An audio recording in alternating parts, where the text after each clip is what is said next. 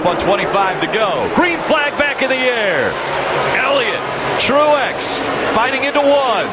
Now a little contact as they go into turn one. The 19 got into the 9. Now contact again. They rub again as they go into the S's. Leaning on each other. Coming into turn 2. You got Truex in the 19 on the outside. You got Elliott now that's on the inside. They bang quarter panels again. They lean on each other in the S's. Elliott will slide through and keep the lead on turn 4.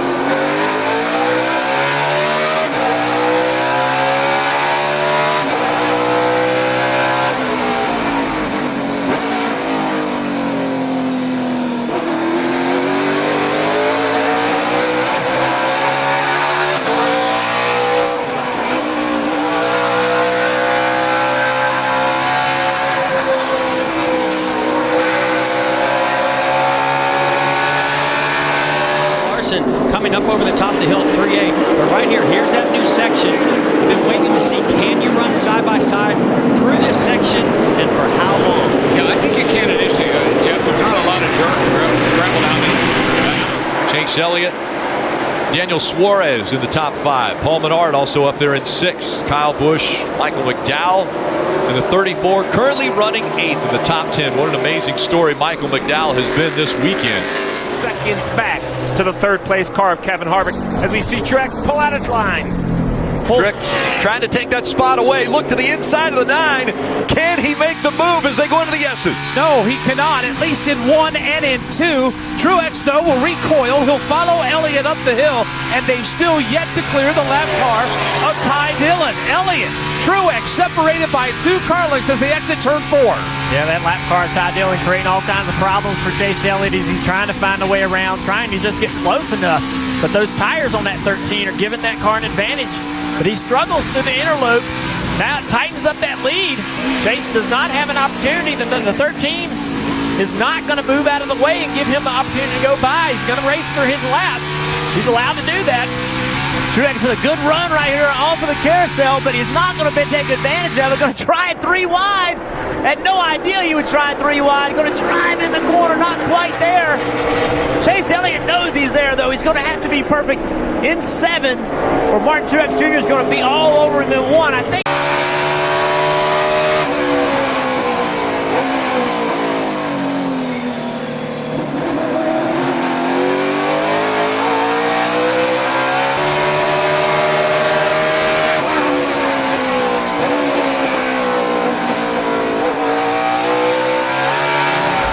Again, misses the same corner, loses a little bit of time to Brad.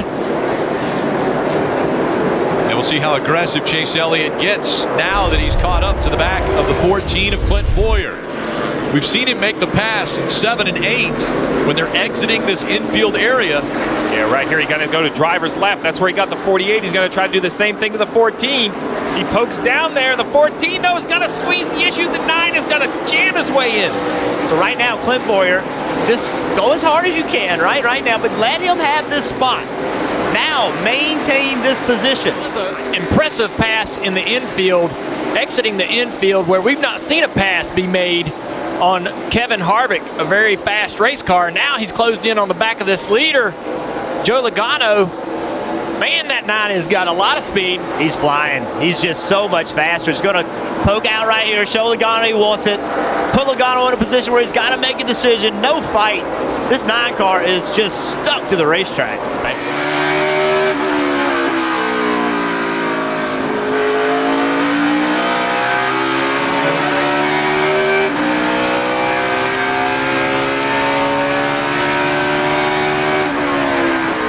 A look at what Martin Truex Jr. did here, trying to get by the 2. Yeah, he pulls to the right. Oh, see DiBenedetto going wide there. Oh, Blaney's going to go to the inside of the 19. Did they make contact? Hey, that Blaney's got a fast car right here, boys. He's aggressive. Uh-oh, this could get ugly. I do think this is... This could get ugly. Chase Elliott. I do think this is the one area where the advantage goes to a couple of these guys behind Truex. You know, they're running side by side right now. It takes a couple laps for Truex's tires to come in for him to have that long run speed. Now this will work in Blaney's favor. He has the inside. That's the preferred line. And going to the S's. There he goes. Yeah, you get a lot of momentum on that outside, like we saw Chase Elliott there in the 9. But the other car just such a short distance, and he gets there before you do. I'm just impressed with that 12 car, because all of a sudden he showed up here and he's got a car that's as fast about anybody out there. Yeah, some great strategy play by Jeremy Bolins, that crew chief for Ryan Blaney. They came in a lap earlier than these other leaders, and that really paid off for them. He's left the door open, and here comes Chase.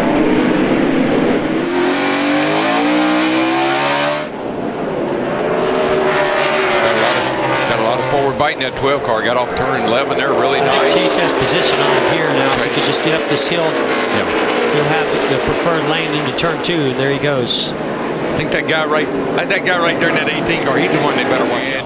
Keep your eye on turn 1. It's been tricky. Come back to the restart. 11 laps to go. Harvick, Truex back into the gas.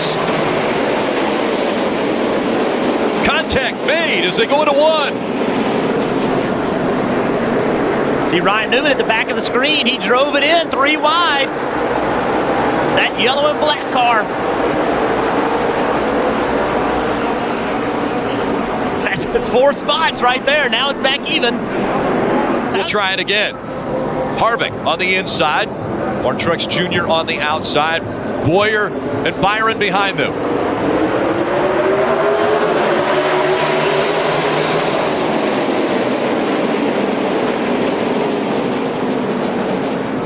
Front group makes it through. Aggressive move by Kurt Busch. Gains a couple spots through turn 1. Harvick trying to pull away now. Martin Truex Jr. running second. Clint Boyer again up to third, and Chase Elliott has moved up to fourth ahead of the 24. Coming up on 6 to go in stage 2, the field approaching the Geico restart zone. It's Boyer and McDowell. Boyer on the inside, McDowell on the outside. Once again, diving into turn 1.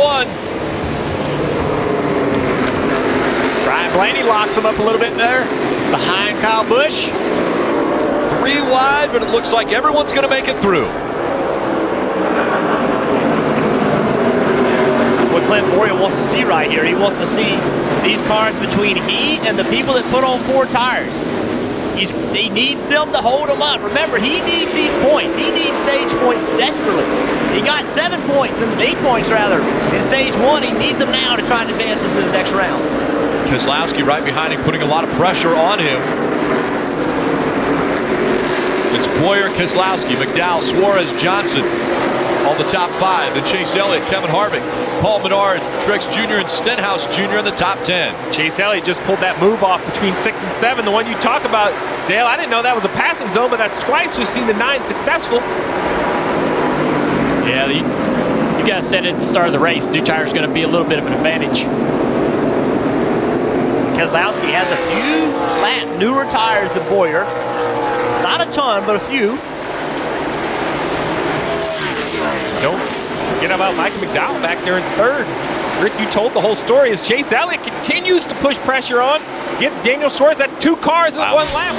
It's racing. We've got really fast cars. I know we can probably go out and win some more races this year, which is, I guess, a consolation prize. I'd love to be moving forward here and challenging for the championship. I thought we could have went pretty deep this year, but it's just the nature of the playoffs.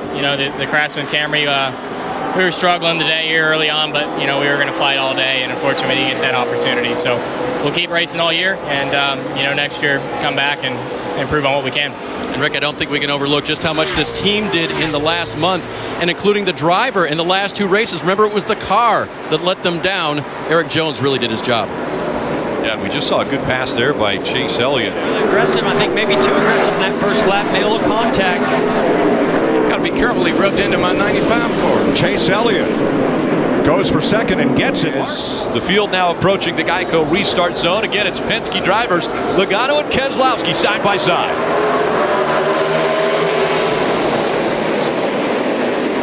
Here comes the 4 of Kevin Harvick. Has a preferred line on the inside of the 2 of Keselowski. 3 wide through Heartburn turn.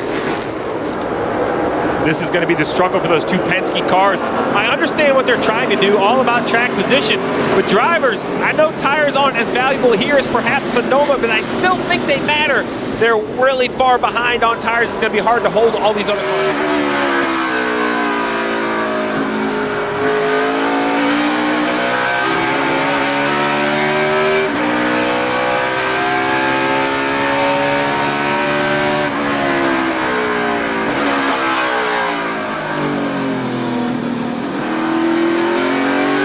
This is what you mentioned earlier, Dale. I don't think he's looking to pass him in these infield corners. He's just looking to be close enough. Look at that. Yeah. Driving there. Feel that mirror up. A lot closer as he goes into 5. Oh, man, that's a pass for position right there, and he's going to take it. Oh, Brad's going to fight him because Brad knows he has the inside line, the preferred line over here. If he can stay there. Oh, man, that's a tough place for Brad. He almost spins the car out. Harvick. Martin Truex Jr. Green flag back in the air. 6 laps to go. Brian Newman up through the middle on this restart, trying to gain as many positions as he can. 3 wide. I'm coming through, boys. Racing his teammate. And now a little bit slower as Ricky Stenhouse Jr. able to surge ahead of Newman. Yeah, Newman missed that corner a little bit. Gathered it back up, now back behind Stenhouse. 88 takes a spot here from the 2 and Brad Keselowski. Now Clint Boyer needs to recognize what the 88's about right now. Oh, 2 back to the outside. Just not aggressive enough on the 88. I don't know if the tires are sort of neutralizing a little bit. And the battle for the lead is heated up. Chase Elliott in the 9 has got to the rear bumper of Harvick. He is here.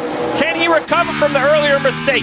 That is amazing. We have seen Chase Elliott be very aggressive in these chicanes. He has outbroken numerous drivers today. Let's see what he does here on the backstretch chicane. And he puts the pressure on that 4. Well, then look who's in 4th, the 88 of Alex Bowman. No one can use the win more.